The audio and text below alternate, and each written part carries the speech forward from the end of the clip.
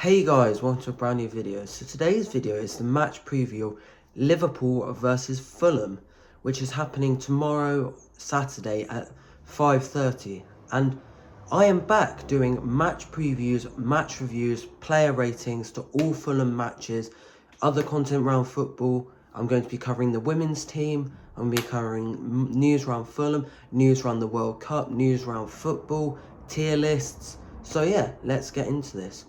So Fulham are going to Anfield tomorrow, and I feel this is a really big opportunity for us to capitalise on what has been quite a strange season for Liverpool. When you look at it, obviously losing Diego Jota was a massive loss and grief. You never know how that can impact a player, and obviously they're in the public, so that's obviously they've had to grieve very publicly. So I can imagine it's been a massive toll on the team. They've also had a lot of new players leave, like Trent Alexander-Arnold, Luis Diaz, who's one of the best wingers in world football at the moment.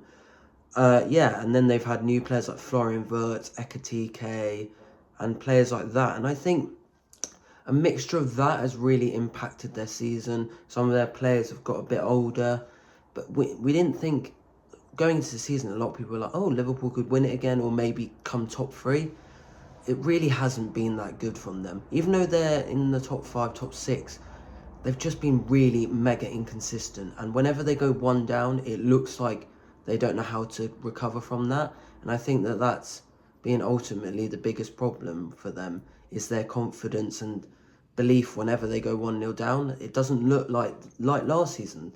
If they went 1-0 down, you would think maybe they could. And obviously they started off this season winning games very unconvincingly, but no one thought that was sustainable.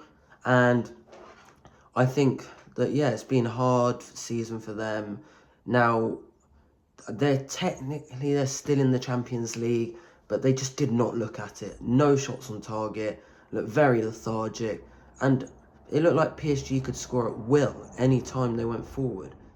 I have been pretty negative on them, but this doesn't negate they still have massive qualities, I believe, and going to Anfield is never an easy task at the best of times, and it'll be interesting to see what atmosphere is there and how the fans are feeling, because the fans have been turning on the team, but when they're together, they're really strong.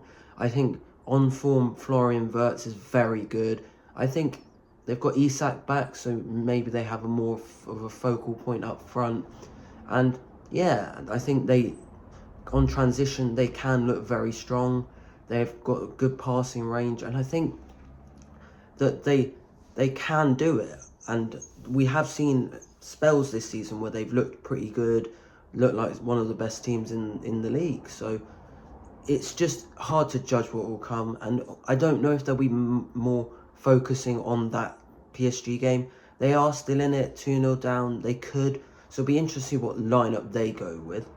Now, talking about Fulham, I think we go there with a little bit of injuries, with Kenny Tete out, I believe. Kevin is still out, and it'll be interesting to see some of the fitness of some of the other players coming back from international break, but also just in general.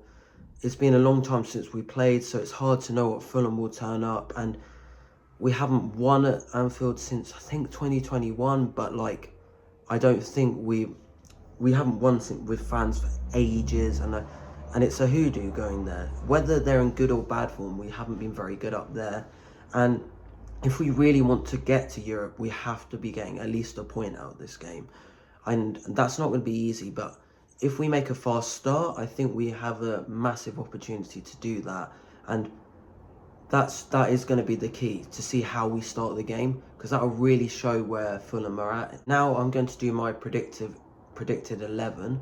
So in goal, I'm going to put Leno. Even though Lecomte's played all right in cup games, I don't think Leno's been amazing. He's been slightly better recently, and he's just our number one, so there's not really any questions.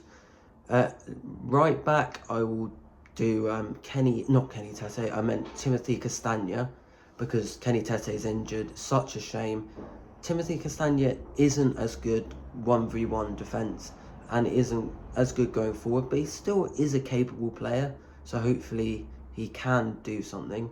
Then I'm going to go with, I know a lot of people don't rate Anderson, but I think for his long balls, and that's been one of Liverpool's weaknesses this season. I think on the ball he's very good. Anderson and Bassi as my two centre-backs. And then I'm going to put Anthony Robinson left back. We know he hasn't been very good, and he's been coming back from a long-term injury. But I remember last season he was absolutely fantastic at Liverpool, locking up Salah almost, and just really having the best game I've seen him have. And then in midfield, I'm going to go with the pairing of Sander and Iwobi. I think I could have gone with Lukic, but I think that's just not as creative, and I think that is pretty pragmatic. And yes, we could be pragmatic, but they are very open at the moment, and I think we could exploit that. And I think Iwobi is really good on the ball, and I do think with Sanders' limitations, he still does progress the ball very well. Now, this is the one where you could argue for either player, and I wouldn't be massively disappointed either way.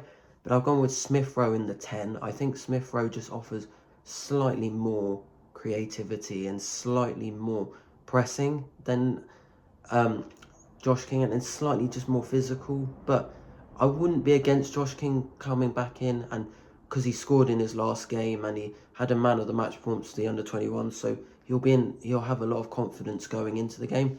But I just think Smith Rowe starts this one. And then, because we've got a few injuries in the wingers, I'm going to go for Chukwueze and Wilson. And I know Chukwueze hasn't been amazing, but I think he had a decent game last time. And I think if we really are going to sign him, he has to start playing games regularly. Like, if we want him on a permanent, then we need to play him regularly. Because if we're not going to play him now, it shows we're not going to sign him, or you know what I mean. Then Wilson, going back to his old club. I know he only played one game, but he might have a point to prove. He's been brilliant form. He's been arguably our player of the season, so there's no question about that. And then up top is Raul over Muniz. People are saying Muniz maybe, because if he scores, then that could be a massive confidence boost. But I just think we need a player in form. I think we need someone that's been pretty good this season, I think. And someone that can hold up the ball, and he is just a nuisance for defenders at times. So that is my starting 11. I don't know how many I'll get right, but that will be the fun of it. So yeah, that is my preview. Remember to click the like button, subscribe down below, and I'll see you next time.